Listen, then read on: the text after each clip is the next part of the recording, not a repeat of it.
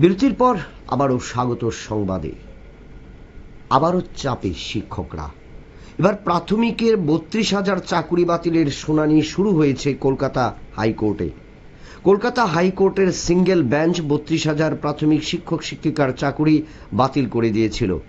এর বিরুদ্ধে ডিভিশন বেঞ্চে আবেদন করেছে রাজ্য সরকার। আজ যে কলকাতা হাইকোর্টে এই 32,000 প্রাথমিক শিক্ষক শিক্ষিকার চাকরি বাতিল করার জন্য যে আবেদন করেছিল রাজ্য সরকার, তার কিন্তু আজ শুনানি। কি হয়েছে শেষ পর্যন্ত? কারণ আমরা দেখেছিলাম গত মাসে প্রায় 26,000 চাকুরি বাতিল হয়েছে।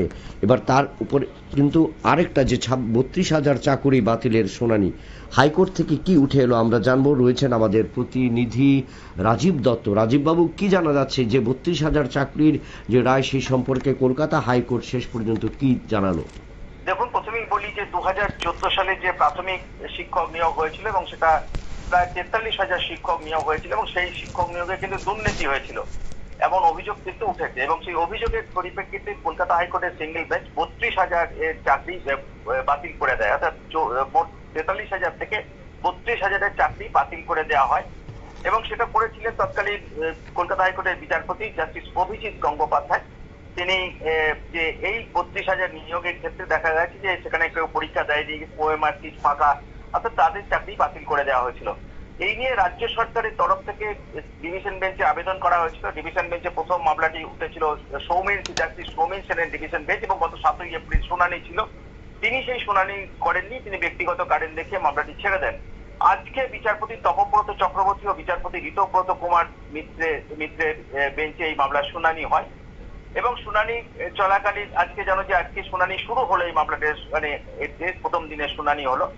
সেখানে সরকার আস্তে আস্তে সবাই বলবেন, বিভিন্ন অ্যাডভোকেটরা বলবেন। তো আজকে যেটা হয়েছে, কল্যাণ বন্দ্যোপাধ্যায় সরকারের তরফ থেকে তিনি আবেদন করেন, সরকারের আইনজীবী তিনি আবেদন করেন যে এই 32,000 যে চাকরি বাতিল করা হয়েছে সেটা স্টে অর্ডার দেওয়া হোক, স্থগিতাদেশ বাতিল করা হচ্ছে, সেই নির্দেশটাকে স্থগিতাদেশ দেওয়া হোক। যদিও আজকে কলকাতা হাইকোর্টের তরফ থেকে কোনো বিচারপতিরা কোনো সিদ্ধান্ত ঘোষণা করেন, নির্দেশ ঘোষণা করেননি। আগামী 7ই মে পরবর্তী শুনানি হবে। তবে এটা খুব উদ্বেগী রয়েছেন, কারণ জানো 2016 সালের যে প্যানেলটি যে মাধ্যমিক এবং উচ্চ মাধ্যমিক পরীক্ষার্থী যারা শিক্ষক ছিলেন, যে 26,000 শিক্ষক এবং অশিক্ষক কর্মী তাদের চাকরি চলে গিয়েছে, সেই নিয়ে একটা রাজ্যময় একটা বিশৃঙ্খল পরিস্থিতি তৈরি হয়েছে। তারই মধ্যে কিন্তু 2014 সালের এই মামলা আবার কলকাতা প্রাথমিক শিক্ষক নিয়োগের মামলা কিন্তু কলকাতা হাইকোর্টের ডিভিশন বেঞ্চে উঠলো। অর্থাৎ এই যে পুরো শিক্ষক নিয়োগের ক্ষেত্রে, সেটা বলো মাধ্যমিক বলো প্রাইমারি বলো, সব ক্ষেত্রেই ব্যাপক দুর্নীতি হয়েছে অভিযোগ। এখন কিন্তু এই মামলার শুনানি হবে, 7ই মে পুনরায় শুনানি হবে।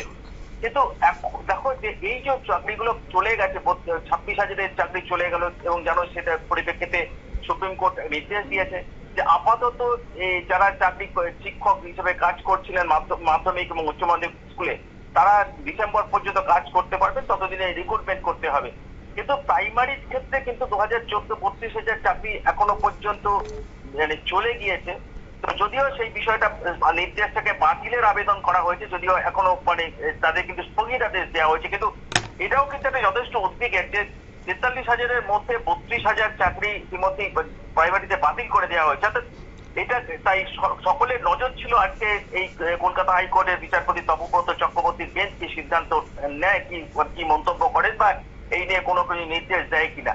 তবে আজকে যেহেতু কোর্ট জানিয়ে দেয় যে এই বিস্তারিত শুনানি তারা করবেন না সকল পক্ষের, অর্থাৎ যারা আবেদন করে, যারা সরকার এই মামলাটি করেছে, সরকার এই আবেদনটা করেছে এবং পরবর্তীতে যারা বিভিন্ন ভাবে অন্যান্য যারা যোগ হয়েছেন এই মামলার সঙ্গে, সকলের পক্ষে একজন করে আইনজীবীরই বক্তব্য শুনবে এবং 7ই মে সমস্ত শুনানিটা হবে। কারণ দীর্ঘ সময় ধরে শুনানি করতে হবে, যার জন্য আজকে কলকাতা হাইকোর্টের শুনানি এতটা সময় ছিল না, যার ফলে মামলাটি কিন্তু কিছুক্ষণ শুনানির পর পিছিয়ে দেওয়া হয় এবং 7ই মে পরবর্তী শুনানি হবে এবং তারপরেই পরবর্তী ক্ষেত্রে কলকাতা হাইকোর্টের সিদ্ধান্ত জানাবে। তবে এটাও কিন্তু খুব অত্যন্ত গুরুত্বপূর্ণ। দেখো যে 26,000 চাকরি বাতিল হয়ে গেছে, সকলের এখন কৌতূহল বলো, যারা চাকরি করছেন তারা উৎকণ্ঠায় যে 32,000-এর চাকরি কি হবে।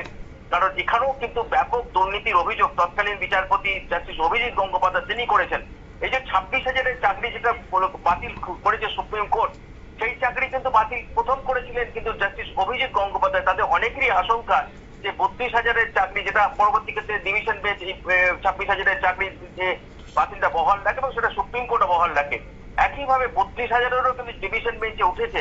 অর্থাৎ এক্ষেত্রে অনেকের আশঙ্কা যে এই যেভাবে নির্দেশ, আগের নির্দেশ বহাল রয়েছে, অর্থাৎ মানে 26,000-এর চাকরি যে বাতিলের নির্দেশটা বহাল রয়েছে, এক্ষেত্রে সেরকম বহাল রাখার সম্ভাবনায় প্রবল। কারণ এক্ষেত্রেও সিবিআই যে রিপোর্ট করেছে, কলকাতা হাইকোর্টে যে রিপোর্ট জমা দিয়েছে, সেখানে কিন্তু পরিষ্কার করে বলা হয়েছে ওএমআরসি তে ব্যাপক কারচুপি রয়েছে এবং সেখানে যে 5 পেয়েছে তাকে 54 করা হয়েছে, যে অনেকে ওএমআরসি ফাঁকা পরীক্ষা না দিয়ে চাকরি পেয়েছেন। অর্থাৎ এটা নিয়েও কিন্তু একটা সকলের নজর রয়েছে যে 32,000-এর চাকরি, প্রাথমিক শিক্ষকের চাকরি, সেটা কি হয়। অর্থাৎ আগামী দিনই বোঝা যাবে যে এই 32,000-এর চাকরি তারা থাকবে না হাইকোর্ট বাতিলের নির্দেশ দেবে, সেটা পরবর্তী ক্ষেত্রে সিদ্ধান্ত হবে এবং সেটা কলকাতা হাইকোর্টে আগামী 7ই মে পুনরায় এই মামলার শুনানি হবে। বিপ্লব, আপনারা শুনলেন যে 2014 সালে 43,000 চাকরি হয়েছিল, তার মধ্য থেকে 32,000 চাকরি বাতিল ঘোষণা হয় এবং 2016 সালে 26,000 চাকরি বাতিল হয় এবং দুটো পর্যায়ের কিন্তু বাতিলের তালিকায় যে হাইকোর্ট, কলকাতা হাইকোর্টের বিচারপতিরার মধ্যে ছিল বিচারাধীন। 26,000-এর চাকরি সম্বন্ধে কিন্তু পরিষ্কার স্পষ্টীকরণ দিয়েছে, যাদের যোগ্য এবং অযোগ্য যারা রয়েছেন তাদের তালিকা প্রকাশ করবার কথা বলা হয়েছে। কিন্তু আজ যেখানে প্রাইমারি শিক্ষক, যেখানে 32,000-এর চাকরি চলে গিয়েছিল 2014 সালে এই 43,000 চাকুরির মধ্যে, তাদের চাকরির যে শুনানি যেটা আজ ছিল কলকাতা হাইকোর্টে, তার শুনানি, দীর্ঘ শুনানি কিন্তু বিচারকরা করতে পারেননি এবং সে পরবর্তী শুনানি একের পর এক বিচারকদের শুনবেন বা এই মামলার শুনানি হবে এবং তারপর পরবর্তী যেটা আগামী 7ই মে দ্বিতীয় দফার আরেকবার শুনানি বা হাইকোর্টে উঠবে এবং তারপরে বোঝা যাবে এই যে 32,000 চাকরির কি হলো, ফয়সলা কি হলো, যার কারণে প্রাইমারি শিক্ষকরাও কিন্তু উৎকণ্ঠা এবং দুশ্চিন্তার মধ্যে রয়েছেন কলকাতার। এই 32,000 চাকরি আগামী দিনে কি থাকবে কি থাকবে না। নিয়ে নিচ্ছে একটা ছোট্ট বিজ্ঞাপন বিরতি।